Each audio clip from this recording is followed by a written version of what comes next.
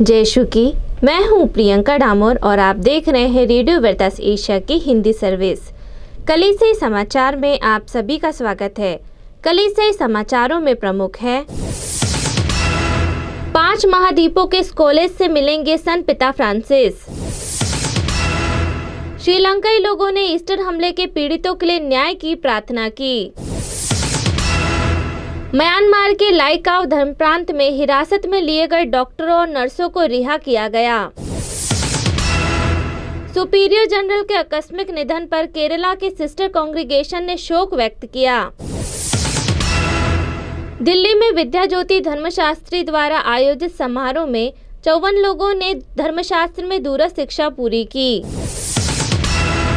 अंतर धार्मिक नेताओं ने भारत में पॉप की यात्रा की संभावना की सराहना की। अरुणाचल प्रदेश में अंतर धार्मिक सहयोग से निर्मित हुआ ग्रोटो। पटना जेसुइट प्रांत के आखिरी अमेरिकी मिशनरी का निधन। इंदौर कैथलिक धर्म प्रांत ने 1 दिवसीय स्वर्गदूतों का सम्मेलन का आयोजन किया।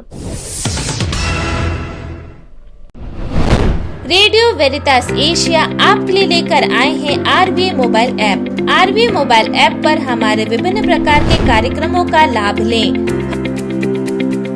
हमसे जुड़े और एशियाई ईसाईयत की आवाज का हिस्सा बने। आज ही ऐप स्टोर एवं प्ले स्टोर से आरवीए मोबाइल ऐप डाउनलोड करें। अब जानते हैं समाचार विस्तार से। 5 महाद्वीपों के इस कॉलेज से मिलेंगे संत पिता फ्रांसिस। संत पिता फ्रांसिस रोम स्थित मरिया मातेर एक्लेसियाe परम धर्मपीठे विश्वविद्यालय में 5 महाद्वीपों के 41 राष्ट्रों से आए 71 कॉलेज अर्थात स्कूली समुदाय के युवाओं से मुलाकात करेंगे।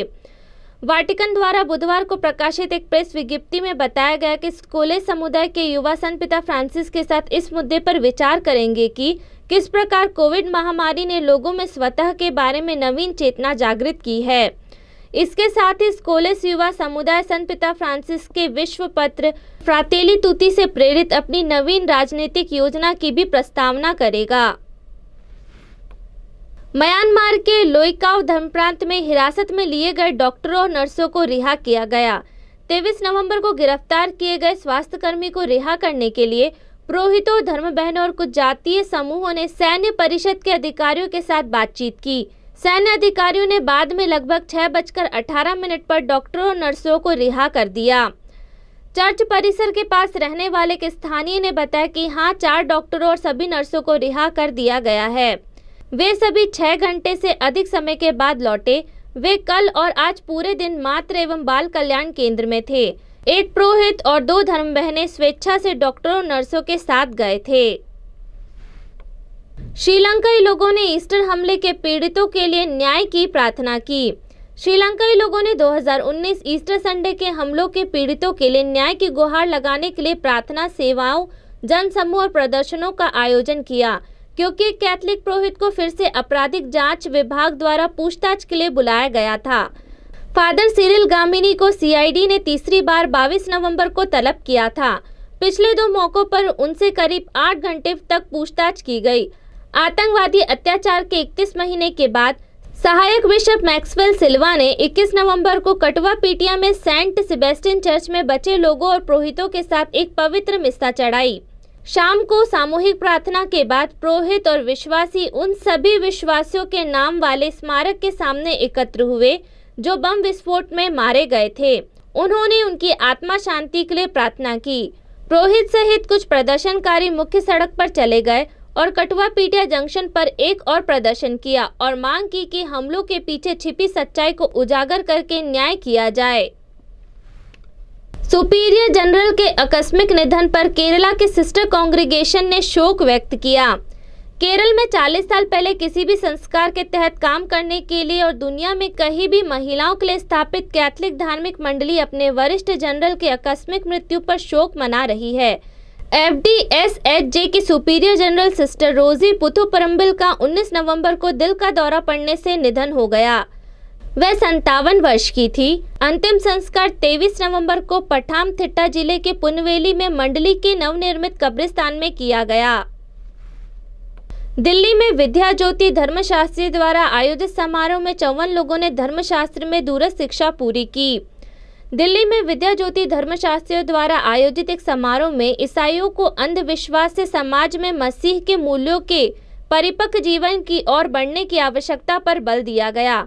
विद्या ज्योति के धर्मशास्त्र में दूरस्थ शिक्षा कार्यक्रम द्वारा आयोजित वार्षिक दीक्षांत समारोह और संगोष्ठी में भारत के अलावा यूरोप और मलेशिया के 54 आम लोगों ने भाग लिया। उन्हें पाठ्यक्रम पूरा करने के लिए प्रमाण पत्र दिए गए। उनमें से 44 ने 21 नवंबर के कार्यक्रम में ऑनलाइन भाग लिया।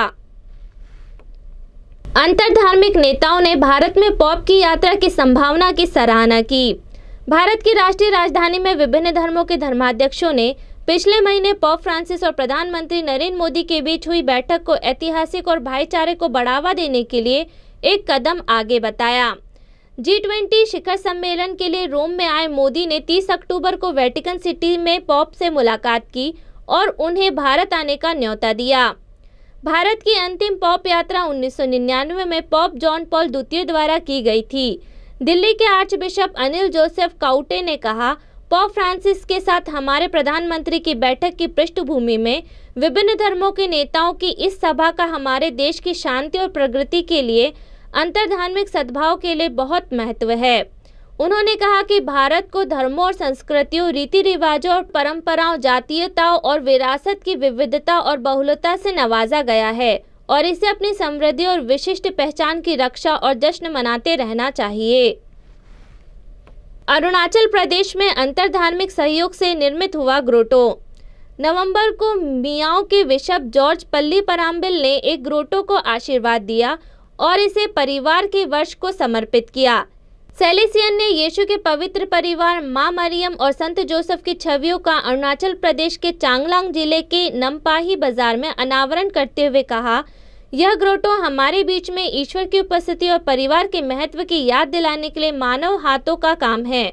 ग्रोटो अंतरधार्मिक एकता का प्रतीक बन गया है। निर्माण के लिए भूमि एक बैप्टिस्ट ईसाई बिजोय ताइंदोंग द्वारा प्रदान की गई थी, जबकि प्रकाश और बिजली का समर्थन बिगू सेकिया द्वारा किया गया था, जो एक हिंदू है जो बाजार में किराने की दुकान का मालिक है। ताइदोंग ने आशीर्वाद देते समय कहा कि बाजार में इस खूबसूरत लैंडमार्क के साथ लोग भगवान की उपस्थिति को याद रखेंगे और ईमानदारी से व्यापार करेंगे। पटना जेसुइट प्रांत के आखिरी अमेरिकी मिशनरी का निधन। पटना जेसुइट प्रांत के सबसे उम्रदराज और आखिरी अमेरिकी सदस्य फादर थियोडोर बॉलिंग का 22 नवंबर को पुणे, पश्चिम भारत में निधन हो गया। वे 97 वर्ष के थे।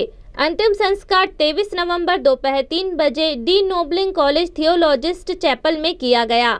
फादर बॉलिंग पुणे के एक अस्पताल में थे, जहां उन्होंने भारत में अधिकांश मिशनरी जीवन बिताया था। उन्होंने सोसाइटी ऑफ जीसस में 80 साल पूरे कर लिए थे। वकीलों का छात्रों से आग्रह, हर दिन मनाए संविधान का जश्न। पटना उच्च न्यायालय की प्रमुख अधिवक्ता अलका वर्मा ने 23 नवंबर को एक जेसुइट कॉलेज के छात्रों से भारतीय संविधान की रक्षा करने का आग्रह किया। मूल्य और सिद्धांत का एक चार्टर जो नागरिकों के अधिकारों की रक्षा करता है, उन्हें समान अवसर की पेशकश करता है। हमें अपने संविधान का हर दिन जश्न मनाना चाहिए। यह हमारे देश के लिए बाइबल की तरह है। भारत के संविधान को अपनाने के उपलक्ष्य में भारत हर साल 26 नवंबर को संविधान दिवस मनाता है। इंदौर कैथलिक धर्म प्रांत ने एक दिवसीय स्वर्गदूतों का सम्मेलन का आयोजन किया। युवा एवं बुलाहट आयोग के तत्वाधान में इंदौर कैथलिक धर्म प्रांत ने सेंट पॉल स्कूल इंदौर के परिसर में एक दिवसीय स्वर्गदूतों का सम्मेलन का आयोजन किया। यह सम्मेलन इंदौर धर्म प्रांत के प्रथम परमप्रसाद संस्कार ग्रहण करने वाले बच्चों के लिए था। लगभग 130 प्रतिभागियों ने इंदौर धर्म प्रांत की विभिन्न पल्लियों नंदानगर, पुष्पनगर, सुखलिया, पालदा और कैथेड्रल रेड चर्च से भाग लिया। कार्यक्रम में 15 शिक्षक और 15 स्वयंसेवक, धर्म बहनें व अनुप्राण दाता मौजूद थे। महामारी के लंबे अंतराल के बाद नन्हे बच्चों के लिए यह दूसरा सम्मेलन था। कार्यक्रम का उद्देश्य प्रथम परमप्रसाद संस्कार ग्रहण करने वाले बच्चों के लिए एक दिवसीय सम्मेलन का आयोजन करना था। सम्मेलन में आत्मदर्शन टीवी से सिस्टर रोज के द्वारा बच्चों को प्रशिक्षित किया गया था।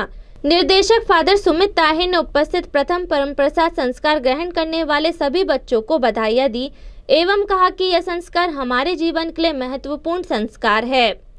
आयोजन समिति के सदस्यों में से एक मथियस केलवा ने कहा कि हम बच्चों को प्रवचन और बातचीत के माध्यम से नहीं पढ़ा सकते हैं, इसलिए हम उन्हें मनोरंजन गतिविधियों के माध्यम से सामाजिक और नैतिक मूल्यों की शिक्षा देते हैं। इसी के साथ कलीसिया समाचार समाप्त हुए। अगली बार फिर मुलाकात होगी नई खबरों के साथ। नमस्कार। रेडियो वेरितास एशिया आपके लिए लेकर आए हैं RVA mobile app. RVA mobile app पर हमारे विभिन्न प्रकार के कार्यक्रमों का लाभ लें, हमसे जुड़े और एशियाई ईसाईयत की आवाज का हिस्सा बने। आज ही ऐप स्टोर एवं प्ले स्टोर से RVA मोबाइल ऐप डाउनलोड करें।